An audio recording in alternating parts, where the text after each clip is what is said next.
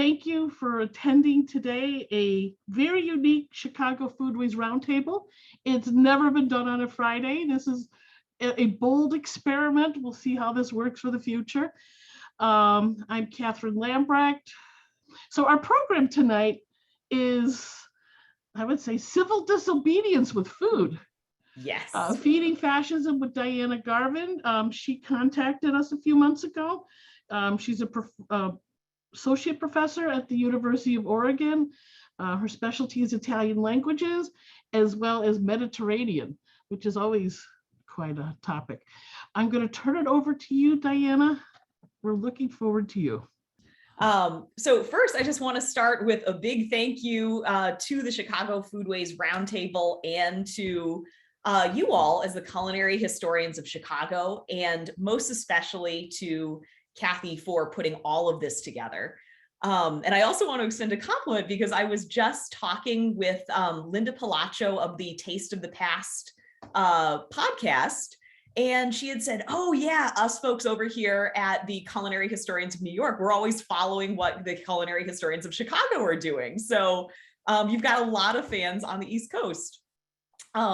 So really looking forward to joining you guys tonight for intellectual camaraderie spoken through the language of food. So as Julia Child put it, people who like to eat are the best people. So thank you so much for this invitation. I am really grateful to be here. So let's get to it. How did women negotiate the politics of Italy's fascist regime in their daily lives? This talk, which is drawn from my book, Feeding Fascism, tackles this question with a new body of evidence that's drawn from food and foodways. So over the past decade, I've been tracking down cookbooks and kitchen utensils, cafeteria plans, culinary propaganda across more than 30 Italian museums, archives, and libraries. So this talk aims to connect women's political beliefs with the places that they lived and worked and the objects that they owned and borrowed. These examples illustrate how women and the fascist state vied for control over the national diet across its many manifestations. So cooking, feeding, and eating, all to assert and negotiate their authority. In taking this distinctive approach, Feeding Fascism attests to the power of food. So the focus of this story is pretty specific, both in terms of time and in terms of place. In terms of place, we're looking primarily at north central Italy, so right in through this region.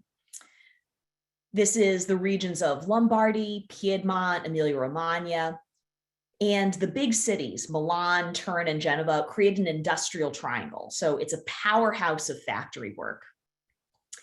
And along with Bologna the Red, these cities crackled with communism. Their long labor history is pockmarked by strikes. And yet, the opposite political pole actually stood in this exact same location. After all, Mussolini was born in the small town of Predappio in Emilia-Romagna. So these were, at once, the zones of greatest adherence to and the greatest resistance against the regime. In terms of time, we're looking at what's called the Fascist Ventennio. So this is 1922 to 1945. And it provides a particularly clear lens for studying women's food work. It's not so much representative of Italian cultural history as it is hyper-representative. And what I mean by that is it blows up violent tendencies that are present in other time periods, but in inactive or ineffective forms. So the bombast of dictatorial politics amplifies general tendencies in gendered food work that are often too subtle to see. And what this means is the fascist period provides a key for unlocking other historical periods. So historian Benedetto Croce was wrong. Fascism isn't a parenthesis, it's actually a magnifying glass. You might be wondering, what is unique about food under fascism? During the interwar period, democratic and dictatorial governments alike demonstrated a profound concern for how food powered and shaped the body. But the Italian fascist regime went further. It tried to harness the biopolitical power of food to prepare for military dominance. So first, farming more food in Italy promised economic self-sufficiency. And that was the first step towards diplomatic immunity. So this was part of the regime's broader push for autarky. And that's an important term for this talk. It basically means producing and consuming only Italian foods. Second, birthing more infants today meant more fascists to support state ambitions tomorrow. Pronatalism, and that's a fascist policy promoting high birth rates, was part of this. So autarky and pronatalism work together. Under fascism, you could say that Italian babies were the ultimate national product. At stake in this blend of women's food work and reproductive work is a new way of looking at the history of fascism. Private industry and entrepreneurs were the ones to translate fascist doctrine into practice. I argue that they were actually more successful in integrating fascism into everyday life than the regime was itself. So here's something of a table of contents for today's talk. To emphasize the fusion of women's food production and reproduction that took place under fascism, today's talk opens by exploring the wild culinary fantasies of Futurism, an art movement that shaped fascist food policy. Then we're going to take a walking tour of a model fascist kitchen to see how fascist Martha Stewart translated doctrine into domesticity. And then finally, we're going to open the doors of Luisa Spagnoli's Perugina chocolate factory to witness the birth of the bacio, and to see the ad campaign that almost got Spagnoli arrested. So there is so much more that I wish that we could cover today. But if you want to learn more about the Barilla pasta factory, culinary protest songs and food theft, or the cooking fire riots of Rome, I hope that you'll ask your local library for a copy of Feeding Fascism, or order a copy yourselves. So let's start with Futurism. We often talk about Futurism as this small fringe art movement. The father of Futurism, F.T. Marinetti, was something of a professional provocateur. His manifesto in 1909 called on Italians to, quote, burn the museums. And he argued that war was, quote, the only hygiene of the world. So this movement celebrated dynamism, a break from the past, speed, technology, violence, and war. The Futurists matter because they were influential fascists of the first hour. The Futurist political party folded into the Fascist Party in 1919. That's even before the March on Rome, the quote unquote official start of fascism in 1922. And they were very interested in food. Part manifesto and part artistic joke, the Futurist cookbook approached food as the raw material for art, posing poets and painters as cooks. Recipes provide instructions to prepare nocturnal love feasts, sculpted meats, candied atmospheric electricities, and ice cream on the moon. And there's even an argument for the abolition of pasta. Marinetti regarded pasta as, quote, an absurd Italian gastronomic religion and the embodiment of everything that was wrong with old liberal Italy. It made the eater heavy and shapeless and introduced, quote, pessimism, nostalgia, and neutralism. Worst of all, pasta was, quote, antiviral. It was no food for fighters. Instead, Italians were encouraged to eat the wild formulas of Futurist invention, like this diabolical rose that you see here. It was served in the Holy Palette restaurant. This is an artist sketch of that in Milan, the site of many Futurist happenings. So both the recipe and the restaurant embody how the Futurists aimed to change Italian food. First, they were going to Italianize everything. So no more French or English foods, or even terms for those foods. This cookbook had a dictionary in the back. It's in this moment that a bar becomes a qui si beve, one drinks here. And it's during this period that a barman becomes a barista. Why? This was a bid for greater Italian cultural prestige and dominance. Second, you see a movement towards cooking as chemistry. So these aren't called recipes, they're called formulas. The whole idea is the kitchen is a laboratory. And even the dishes themselves change. You see foods with less mass, arguments for powders and pills. Now, why? It's because food was seen as a means to militarize the population. Low mass foods for a muscular, fertile body.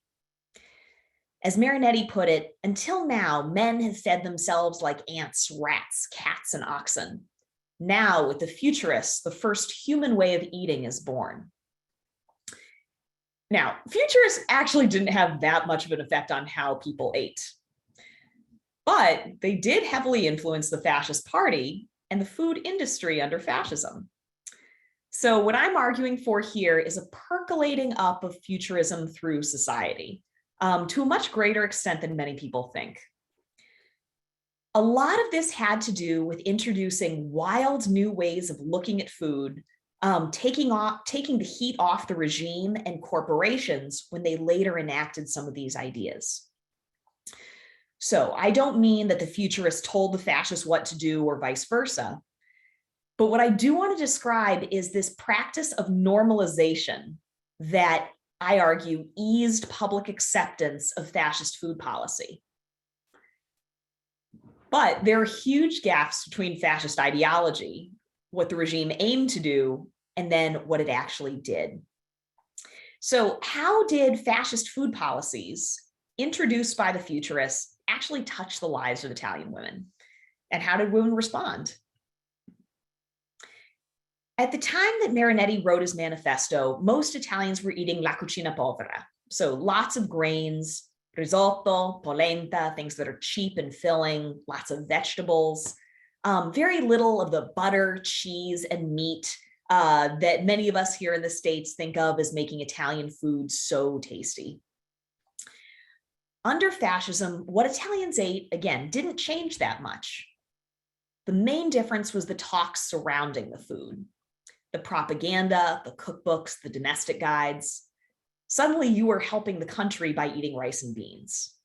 Fascism simply recast poverty as patriotism. Perugina was a major employer of women for the Italian food industry in the early days of Italian fascism. And in fact, the city of Perugia served as the stage for the start of dictatorial rule. On the night of October 26, 1922, at the Hotel Brufani, a group of future fascist leaders met. And it was these industrial titans who declared the start of fascist rule, even before the March on Rome reached its destination. So this second section of the talk opens the doors of the Perugina chocolate factory. And it introduces the founder and boss, Luisa Spagnoli, who obviously is female, as were 75% of her workers. And it's going to explore how they fed their families. So their husbands and children with their income. Of course, they're also cooking meals at home, and they're also breastfeeding on the job. So they fed the nation.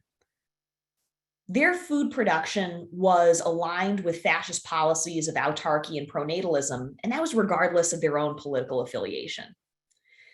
And what that means is this chocolate factory provides a really useful case study in tensions between feeding a family in the day-to-day through work that ultimately feeds fascism.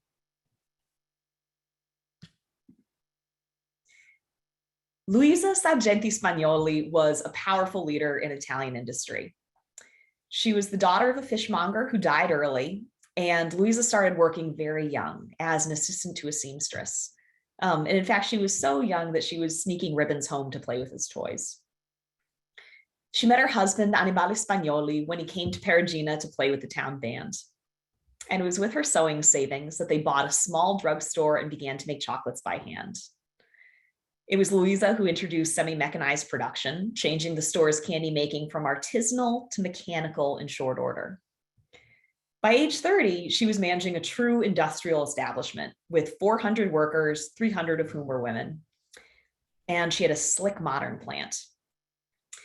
So to manage Perugina chocolates, Louisa partnered with Pasta, namely Francesco Buitoni, merging the companies as Buitoni Perugina. Her company, an azienda, became a corporation, a società. Now, Spagnoli was rare for achieving such success as a female entrepreneur during the first decade of the fascist period. And it was a feat that she managed by leveraging regime policies of pronatalism and autarky to promote chocolate. In the company operations, Louisa introduced a number of pronatalist measures, adding health insurance, sick days for pregnancy, covering husbands as dependents, nurseries for workers to breastfeed during the day, even summer camps like this one for children. Now, this may seem really progressive. Plenty of companies don't have breastfeeding rooms today. But the intent here is quite regressive. It's to get as many hours of work out of the factory worker as humanly possible. And it completely fused the public and private lives of these workers. It also brought their families into the workplace. So suddenly everything is under the company's control. And indeed, fascism will later adopt many of these ideas, putting breastfeeding rooms in factories and creating summer camps for children, because it provides an incredible degree of surveillance. In company marketing, Perugina also promoted pronatalism to the broader public. At trade fairs, in newsreels, and in cooking magazine ads, everything reminded customers that Perugina supported their employees in becoming prolific mothers. And it also pushed the public to follow their lead. So for Easter, a holiday strongly associated with birth, Perugina filled their chocolate eggs with prizes, like baby booties made from Italian Angora rabbit fur. And this was a brilliant piece of cross-marketing because Louisa had just begun a side business, a fashion house focused on autarkic fabrics like rabbit fur. Louisa geared her company to support fascist autarky in order to manage trade sanctions. So with importation constricted, there were fewer cacao pods coming in, and she needed to get every last bit out of the chocolate that she was able to make. So to stretch the available product, she starts to introduce new chocolates featuring domestic ingredients that were available in abundance. So types of candy do change during this period. It's the first time we see citrusy chocolate bars. They're featuring Sicilian oranges. Northern industry could get these ingredients on the cheap by buying in bulk from the South. And these bars were also cheaper because a chocolate bar can use way more waste chocolate than hand-dipped chocolates can. I happen to know this because my grandfather actually had a chocolate factory on the Lower East Side of New York. So very different cultural context, but also a chocolate history. Perugina even promoted an autarkic week, and you can see a little baggie from it here. So this is basically a marketing festival that is similar to the fascist Sagre. The Sagre were a set of newborn holidays. They were local food holidays invented to celebrate a town's signature harvest. Perugina included marketing, including branded bags for carrying their candies, showing that they were made with Italian hazelnuts and chestnuts, as well as oranges, lemons, grapes, strawberries, pears, and cherries. Saving scraps and using domestic fruits and nuts was not only lucrative, but it was also an increasing necessity given the broader political picture. The baccio, invented by Luisa Spagnoli in 1922, crafted luxury from leftovers. Making truffles and bonbons resulted in excess chocolate and hazelnuts. So realizing the value that lay in these cast-offs, Louisa rolled a small handful of loose chocolate into a ball, topped it with a single hazelnut, and covered the creation in fondant. She named it the cazzotto, or the punch, because the resulting form resembled a closed fist with one nut knuckle popping out of the top.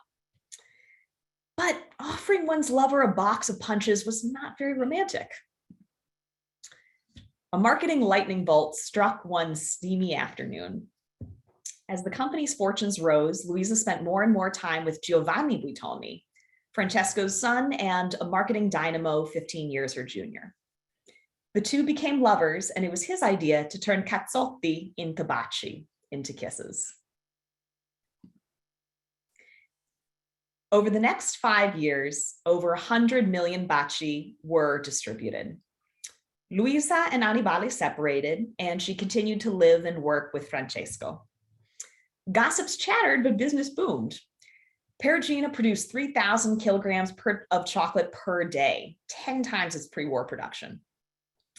At the time, a journalist described her as, quote, an energetic and willful creature who had, quote, nobly impressed the factory with order, decorum, and elegance. Her industrial success even caught the attention of the Duce, the leader himself. For Perugina, 1923 was not only the year of the Bacio and the year of the Spagnoli breakup, it was also the year of Mussolini. 1 year after the March on Rome, Mussolini returned to Perugia to visit the chocolate factory. Female factory workers in uniform white aprons and hair kerchiefs lined up for inspection in the factory's interior courtyard, their arms raised high in a Roman salute. After Mussolini visited the chocolate factory, it benefited from rationing in the army. Chocolate was one of the few luxury foods allowed by the regime, and it was actually included in fascist rations, being deemed critical for morale. Perugina sustained ties with the regime, but Luisa Spagnoli did not always toe the party line. The relationship between Luisa Spagnoli and Benito Mussolini shifted in accordance with her entrepreneurialism. She acted to move her business forward, forcing him to react. One of the niceties communicated by Mussolini during his 1923 visit, quote, I tell you, and I authorize you to repeat it, that your chocolate is truly exquisite. So she tittered appreciatively, and weeks later used the exchange as the foundation for a marketing blitz so intense that the regime had to outlaw Perugina's use of Mussolini's testimonial or risk losing authority entirely. So the general pattern of Perugina's interaction with the fascist government was one of pushing the bounds through advertising as far as possible, and then only retreating once the regime said enough. An entrepreneur and an opportunist, she used pronatalism as a means to pitch social services for her personnel. She identified broad moves in the domestic economy, and she addressed them with new kinds of chocolate treats. She cultivated Mussolini as a company advocate. Put broadly, she interpreted the regime's ideology and then used those insights to promote her company. What this story illuminates is how fascism actually operated in women's lives.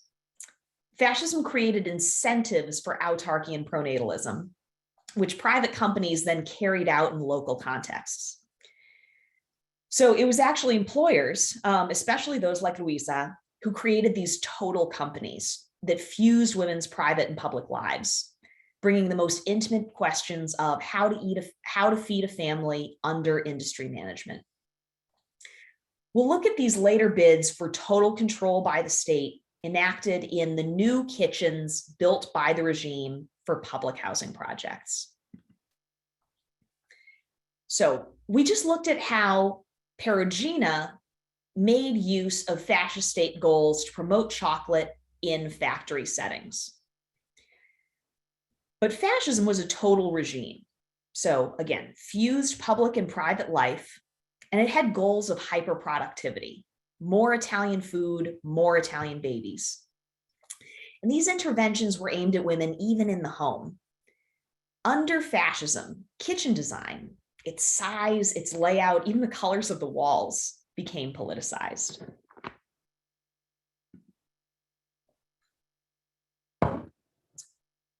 With workers moving from the country to the city for factory work, urban peripheries swelled. The regime introduced contests for architectural firms to build the new public housing projects. And over, rationalist style buildings won. So you've probably seen rationalist buildings before, and you probably didn't like them. It is every parking lot that has ever been built. It's reinforced concrete, grids, right angles. It's often criticized for feeling very cold and very modern. And this style thrived under Italian fascism. It celebrated logic, not lyricism, and it supposedly increased the flow of air and sunlight, promoting hygiene. Now, it's not actually true. These buildings could actually lead to a lot of wasted space. And because of that gap between architectural theory and how the buildings were actually used, I often think of it as unreasonable rationalism. But it was really common in functional spaces. So places like clinics in public and kitchens and bathrooms in private. For much of Italian history, the kitchen actually was the house. Most Italian homes consisted of one large multi-purpose room, like the one that you can see here. And that's because warmth was the key concern for kitchen design and use. People, cows, chickens, everyone gathered around the hearth fire. And because kitchens housed so many bodies, both animal and human, architects thought of them as dark, dirty spaces. In the 1920s and 30s, the regime built much smaller kitchens throughout the public housing blocks. Only one person could fit, and that person was female. So this move not only added additional gendering to the kitchen, but it also turns it to a very specialized workspace. Regime architects shrank rooms to promote certain activities across the board. It's during this period that private bedrooms are introduced to public housing for the first time. So that's part of the pronatalist push. And in fact, if you had 6 or more kids, and that was the regime definition of a prolific mother, then you moved up the wait list for these new regime-sponsored housing blocks, the case popolari. In parallel, the kitchen gains one purpose. It becomes a small sanitary laboratory, and it aims to produce as much food as possible with speed and with hygiene. When the kitchen became a factory, it adopted ideas from industrial settings and then applied them to the private sphere. Frankfurt kitchens actually came from German public housing projects. And these kitchens relied on the Taylorist work triangle and factory studies of time management. So you may even have a kitchen that's shaped like this at home. It's a very popular style. What these layouts aim to do is streamline cooking work by placing each step in a logical order. The cook moves from preparation at the work table to cooking at the stove, to cleaning at the sink, to placing the plated meals at the final counter under the cupboards. So each element aims to maximize productivity and space.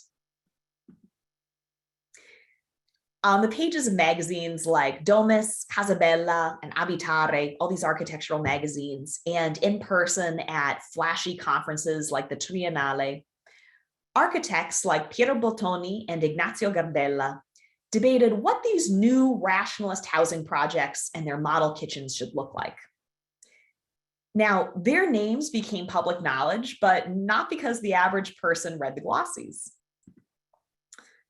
Instead, people knew about them through the recommendations of domestic experts like Lydia Morelli. And I wish that we had a photo of her. So part of this project is to write some of these names back into history. This book, which is called From the Kitchen to the Salon, was Lydia Morelli's blockbuster hit. By 1935, it had appeared in 5 editions and sold over 50,000 copies. So this is at a time when the entire population of Italy was just under 43 million. And in this book, Morelli promoted her favorite Bottoni and Gardella kitchen designs, already in use in the regime's public housing projects. What happens next is that middle-class fans start to adopt some of these ideas, like how to arrange the kitchen, what pots and pans to buy for home use. Morelli's books show us how kitchens changed under fascism. And they show how the average woman experienced fascism in her day-to-day life, not in an obviously political setting like a public rally, but instead in the kitchen while she's peeling a potato. After all, most people did not experience fascist modernity in a grand public display like a car race or an airplane show. For most people, all those ideas like speed, technology, hygiene, and again, even war, didn't slam into existence. Instead, they arrived as quickly and quietly as a kitchen drawer sliding open. Here's an example of one of Morelli's favorite kitchen designs.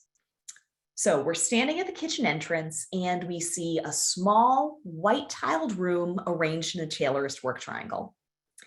There's the prep area, a table, cooking area, the stove, and a cleaning area, the sink. And the photographer centers two key additions, the clock and the electric stove below it. It's 1:45, and the 3-burner stove bears a double boiler and what appears to be an apple crostata. To the right, we see a sink filled with dishes and 2 white towels hung from dedicated hooks. On the table, we see a half-peeled apple on a napkin next to a small serrated knife, a white ceramic plate, plus a mixing bowl filled with flour. Against the wall, glass cabinets open to reveal immaculate white dishware and shining aluminum pans. Just below, the countertop holds the ingredients and machines for preparing espresso. Sugar, coffee, and a coffee grinder, a new appliance for this period. And a black cord snakes between the grinder and the wall, marking an otherwise invisible innovation. This kitchen is wired for electricity. Electricity and hydraulics were new additions for public housing in this period. And in the kitchen, they radically changed cooking habits and hygiene levels. Less obviously, they also fundamentally reshaped the female body. So let's say I want to toast a piece of bread. In a 19th century Italian farm kitchen, there's an open fireplace, so I have to lean over the flames. I'm probably holding up a heavy iron grill. Over time, that's going to redden and roughen my face, my hands, my arms. It's also going to build out my biceps. But with my new aluminum Italtoast toaster, I just push a button. So the kitchen stays cleaner. There's no wood smoke, no ashes. Plus I have that sink for easy cleanup. And all of those highly visible body parts stay delicate, white, and unmuscled. All the markers of female upper class status in Northern Italy at this time. Bringing electric and hydraulic infrastructure into the home not only cleans the kitchen, but it also gentrifies the body. So this isn't to say that the fascist regime is using a toaster army to dominate the public, but rather it is an example of how a private company is making use of the new regime-funded infrastructure, as well as futurist aesthetics of speed and technology in order to push a product. And indeed, ad copy for the Italtoast toaster focuses on the machine's Antarctic materials, aluminum and chrome, and it shows one of the new Milanese housing block kitchens. It cast fascism as fashion. This is, the ad copy claims, the most patriotic way to make toast. Model fascist kitchens were built from autarkic materials. So walls were tiled in white or blue, and they created business for Italy's growing ceramics industry in Emilia-Romagna. Floors are made from aluminum, synthesized in Milanese factories. And the Bialetti mocha pot, born in 1933, was also aluminum, as were so many pots and pans and appliances.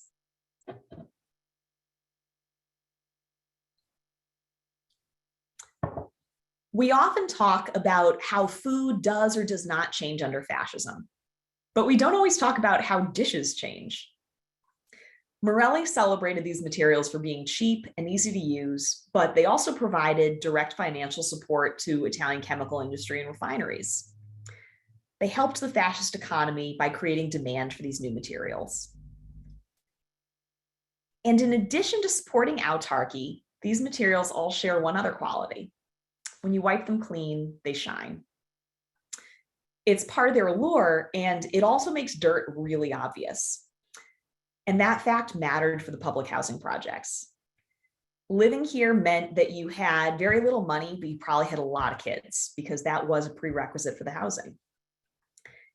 Many women relied on fascist-run cafeterias for mothers, so soup kitchens and milk dispensaries for food. And using those services came with a string attached. Frequent visits from the wives of fascist officials to make sure that the hygiene of your kitchen was up to snuff.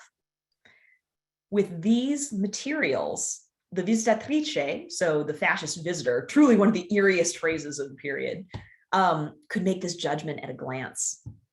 New materials can seem like simple modernizations, but they also supported autarky and also opened working class kitchens up to regime surveillance. In 1939, Italy entered the Pact of Steel with Nazi Germany. Italian foods like tinned tomatoes and the factory workers who produced them flowed northward to Germany, both voluntarily and through conscription. Rationing was introduced, black markets boomed. Finding enough food to eat, especially in the cities, was a difficult task.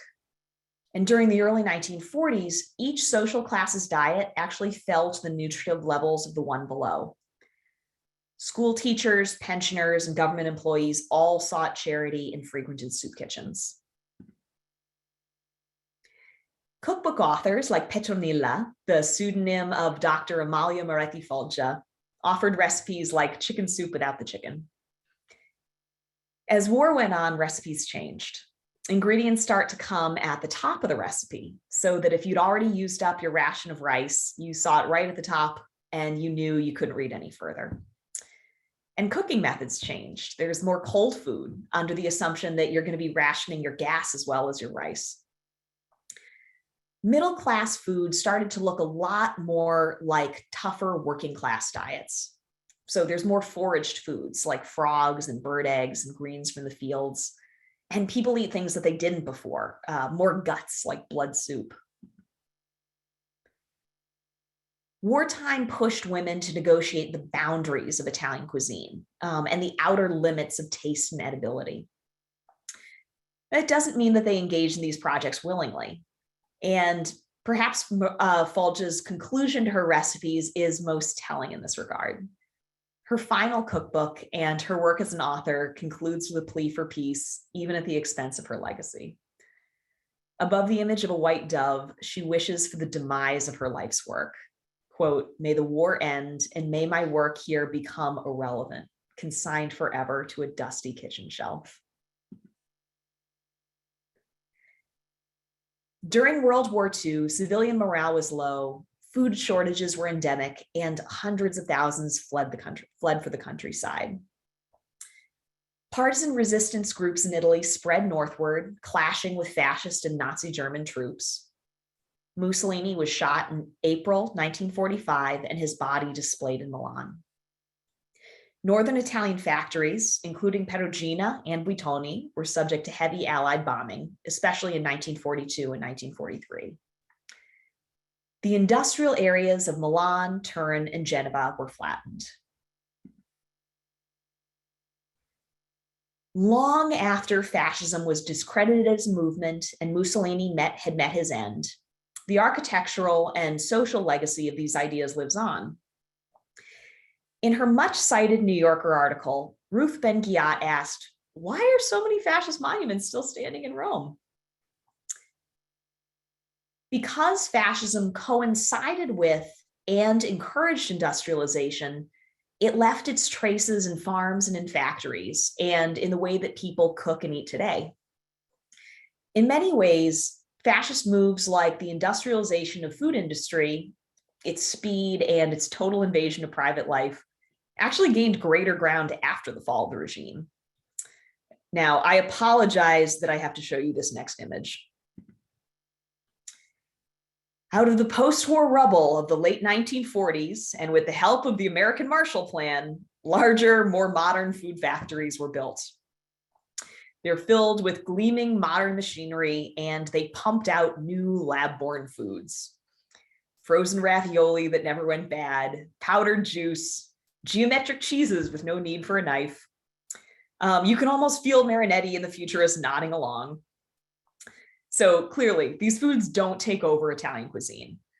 Far from it. Italian cuisine is itself famously conservative, slow to take on new ingredients and preparations.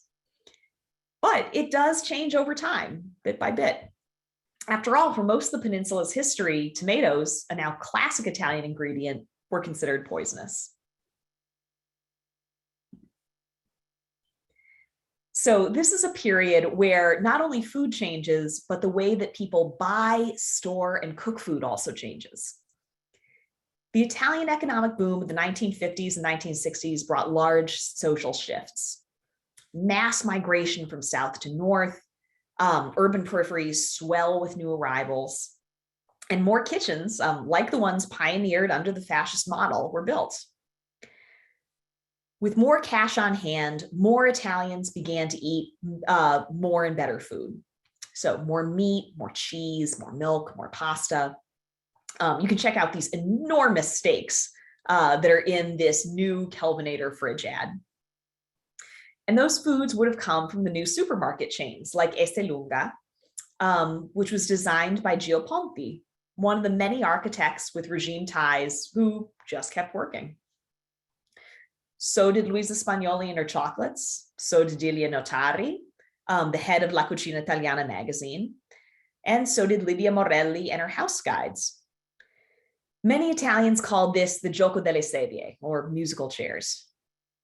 In this time of huge changes, the people, the domestic experts who everyone took advice from, actually stay the same. This is why this project matters. Fascism coincided with industrialization, meaning that a lot of buildings were set up in a period that was marked by its goals. And it's not that food changed all that much under fascism. It's that the rules surrounding factory work, like who works for how long and under what conditions, and home design and use, were put into place with dictatorial goals in mind and then forgotten. Italy never had a Nuremberg, no national reckoning with the dictatorship, in part because it was so entrenched in everyday life. Italian food companies, especially those whose industrial history extends back to the Ventennio, are now in a unique position. Whether it's due to product names or recipes or previous government ties, they can tell a certain story about Italian history and national identity. So we might place consumable products like pasta within the context of debates surrounding monuments and museums. They become all the more important in the face of political movements that attempt to resurrect idealized versions of the national past. Objects like toasters and candy bars are scripts that prompt us to act in different ways. And if we can understand their historical origins, then we have the opportunity to use them or intentionally misuse them as we choose. Kitchens matter because they're the places where memory gets written. Thank you. And I'd love to hear any questions that you might have. Yes, and I'll begin with some things that have already ended up in the chat. Great. Is the Futurist cookbook available for purchase or on Google Books? She'd love to read it. Yes, it is, and it is fascinating. In fact, I would love to show you so first, it's available. It's simply called the Futurist Cookbook, and it usually has its original bright yellow cover. The illustrations are incredible. They're done by, I believe they're done by Depero, and they're art in themselves. I can't help but brag about my students who did a historical futurist cooking show as a project. If you go to my website, dianagarvin.com, and go to the teaching page, Under Italian 150, you can see you can watch them actually preparing a recipe from that cookbook. Excellent. By the way, if you don't mind, I can share screen if you allow me. Oh, yes. Because I went to a picnic where somebody brought a dish from that book. Oh, you're kidding. I would love to see it. Oh, yes.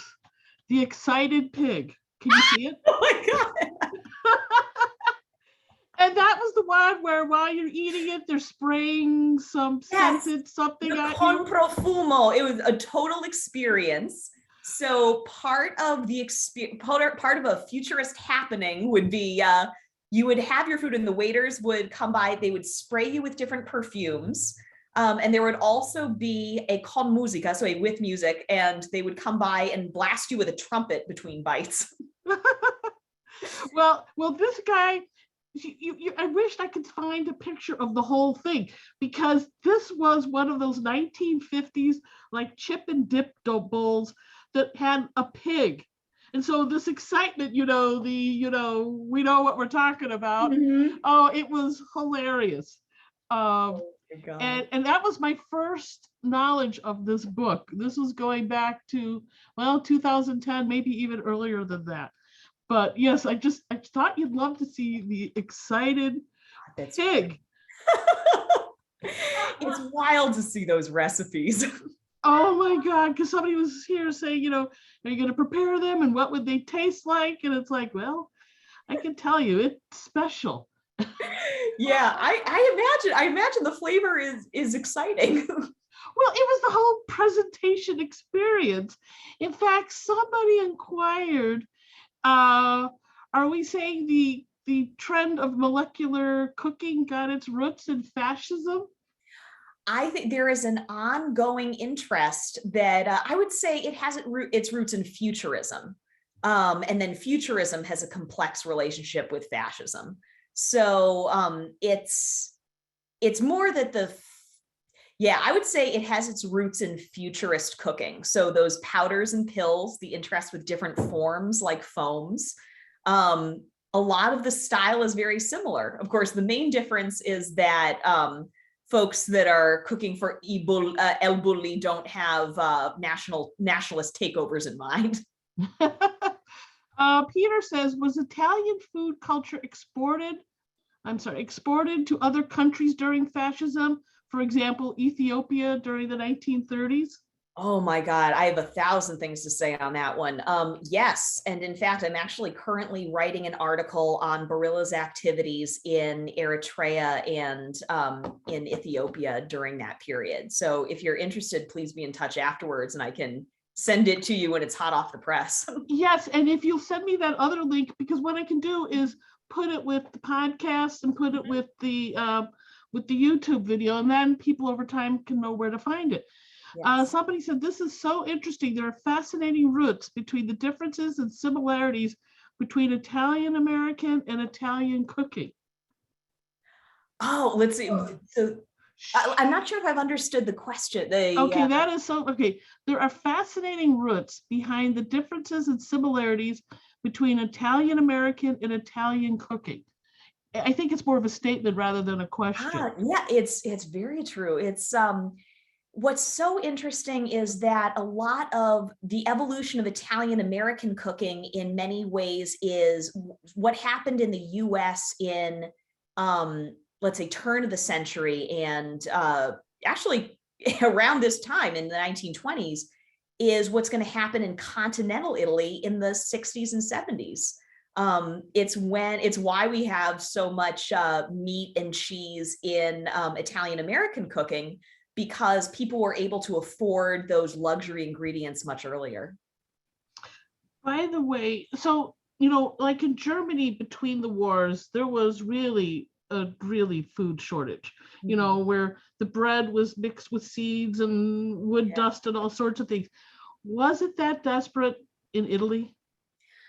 Oh, it did get now, of course, bad. Germany also had other political issues, but Yes. I would say that basically the issue with Italy was that it was always a pretty tough scenario. La cucina italiana, the cucina povera, the cooking of the poor, has been around since time immemorial. So it was already a tough scenario, but people knew how to manage it. There was still so much knowledge of how to forage, how to raise famously reproductive rabbits and chickens in your courtyard, even if you're in the city. And people were, there were so many recipes already for how to get lots out of little that in some ways, Italy's long history of privation and invading armies meant that many families were able to bear up under fascism better than they might have otherwise. So they were practiced. They were practiced. Wow. By the way, when I was looking at that modern kitchen in the, the apartment that you had to bear 6 children to get into, Minimum. that cook stove looked pretty small. I mean, their hearths were actually more generous in cooking space than that. Yeah, that is a really interesting point. So, just thinking about how that it probably would mean that you would need to spend much more time in your kitchen in order to produce more things, because you'd be waiting on one thing after another to come out of the stove. Now that you mention that, I actually wonder if that was I wonder if there was some thinking there with making cooking more laborious in some ways, because this is a period where there were new laws being introduced to reduce the number of hours women could work in the public sphere. So I wonder if those things were working concurrently. Here's a question where, oh, wow, there's a big question, but let me just start with the little question. So the factory owner, were any of her recipes survive into mainstream Italian dishes today? Oh, let's see. The factory owner, Luisa Spagnoli. Yes, Her I chocolate, think so. her Well, chocolate he recipe said is the still around. protagonist of your presentation. You can still find well, first you can still buy her bocce at many different markets now, even in the States, they're everywhere. They are Italian Hershey Kisses, basically, same word even. So the recipe has not changed that much over time. I actually have looked at her recipe book for the chocolates, and it's practically the same now. Wow. Italians who immigrated during and just after World War I didn't go through the influence of fascism on their kitchens nearly as much as those who stayed in Italy. Yeah. I know that my family stories around cooking during the 1930s in the US portray an experience that is much more like the domestic experience in Italy before World War I than contemporary 1930s Italian domestic life. Yeah, that makes sense. I mean, it's very different national contexts. And if you were to ask Italians who emigrated to Canada, you would get one story. To different parts of the United States, whether you're talking Utica, New York, whether you're talking San Francisco and California, or particularly if you're looking at the earlier waves of Italian immigration to Brazil and Argentina, very different kitchens again. So there are 1,000 different Italian histories all over the world. And in fact, it has been stated, like Polish food, for instance, has evolved. But here in Chicago, there is Polish food that is served here that a friend of mine who is Polish and owns a bakery said would not be purchased or even ordered back in Poland because the food has evolved. But the people who emigrated, there is that nostalgia, there is that food orb of that moment that they continue to replicate, whereas the home country, it's evolved. And I bet that's what's going on with this World War I pre and post experience. There truly is. And in fact, I'm reminded of an example, particularly with the question of, did Italian foodways come to East Africa? The way that some of those foodways morphed after Italians left. So, for example, in Somali cookery, one of the classic dishes now is basto, so Baasto, which with sugo, so with sauce, so basically pasta with sauce. It's just that the P becomes a B, which is actually a really common linguistic change. But it's morphed to fit local definitions of what tastes good. So it's a far more pronounced spice palette because through the Mogadishu port, there's a long history of connections with spice trade with India. So much more, like almost closer to a curry. The meat's different. It's going to be based on camel instead of Italian, different parts of a pig. And the pasta itself is cooked down to a much greater degree. So nothing even close to al dente. But still linguistically and visually very recognizable as pasta. Okay, so when you say, so that pasta is like cooked down to being kind of mushy? It is more mushy, yes. I was, sorry to be, but I was working on a 1911 and 1925 cookbook, and there they recommended 30 minutes to boil the pasta. Oh, it may be a heritage of that period. That's actually fast. Yes. That was very true. Pasta was definitely much more, it was cooked for much longer in the past. And I did it just to see what it would be like. And basically, how was it? Well, it wasn't terrible, because what happens is there reaches a point of saturation and then it just sort of stops. So yes, it's mushy, but it's not like, gelatinous. Mm-hmm. It's still, you can eat a decent meal out of it. You might say you've cooked it a little too long, but Mm-hmm. They did. Yeah. Oh my God. It sounds like an entry for the Futurist cookbook.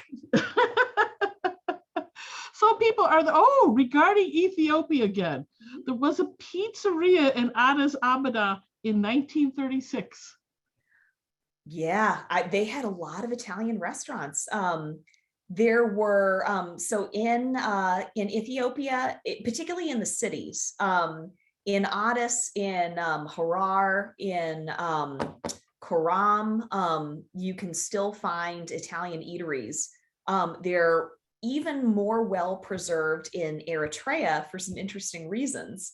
So those two countries were federated together in the 1950s.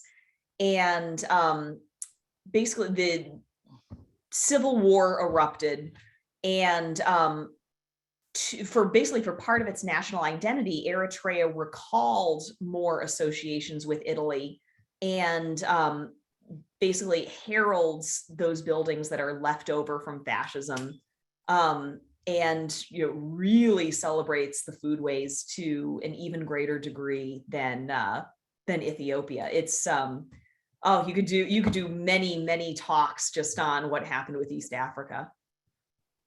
Who knew? I didn't know that till just now. Are there any more questions? Oh, do we have her email? Oh, I will get, Peter's a pizza historian, so I will make sure to connect you guys. How's that? Oh, that would be great. Here, I'm going to put in all my contact info. And let's see, what else do I have? I think that's my Twitter. Yes, I think that's. Well, this was fascinating. It was more interesting than I even believed, because I didn't know any of this. Crazy period. In fact, when we met earlier today, what was my question? Did people spit into the food? And then you said, oh, well, I never looked at it from the point of being a waitress. A waitress, which would be fascinaing. I've seen some menus that seem totally normal and then have autarkia and a hand clutching a flag on the back. We do have one question, by the way, since then. Yeah. Did women have more agency, autonomy under the Italian fascism versus its government before? Oh, that's a great question. I would say generally no, because the government was successful in some ways in terms of pushing women out of the workforce. What's bizarre is that some women actually did have more agency, and it was upper middle class women, particularly who were the wives of fascist officials, because the regime kind of gets itself into a bind. They want free labor, and who's around to do it but women? So even though the regime is claiming, oh, a woman's place is in the home, they need the bodies. And as a result, there are actually a lot of women who are working in higher up positions than I think the regime would have been comfortable with. Always challenges, right? Always challenges. Well, I hope you'll come back and visit us again someday. Oh, I would be delighted. It would be great. And I would love to say one more thing, because unfortunately I don't have the slide here, but I do have, if you enjoy getting mail at home and you have a local library that you like, if you send me an email showing that you requested a book for your library just to help support some local libraries, I'd love to send you a postcard, maybe sharing a a fun food history that didn't make it into the book. So open offer to support your libraries. And I live probably less than 5 miles away from Barilla's American headquarters. And I live very close to an Italian community, which I think would eat up all this information. Oh, well, I would love to chat with anyone. It's so fun to get to talk with other food folks. It's really the best. Oh, it is. It is. So thank you. I think a Friday night presentation, I'm convinced, is at least workable. It wasn't like you, me, and a couple of strangers, thank God, right? Because I remember when you suggested Friday, I was like, well, I've never done a Friday before. What the heck? I'm showing my nerd card and saying, oh, Friday night's free. Well, from one nerd to another, what the heck, Yes. Well, thank you again, and we'll see you again. Like I said, when you got something you want to chat about, let us know. It was fascinating. Definitely. And your students are lucky to have you. And your students were lucky to have you. Oh, well, you know what? I mean, and especially when you get them engaged and now they're, excited pigs. Of course, how can you pull anybody away from that? It's what makes history come to life. So absolutely. Thank you guys so much. This is Thank you, and have a good evening. You too. Bye-bye. Take care.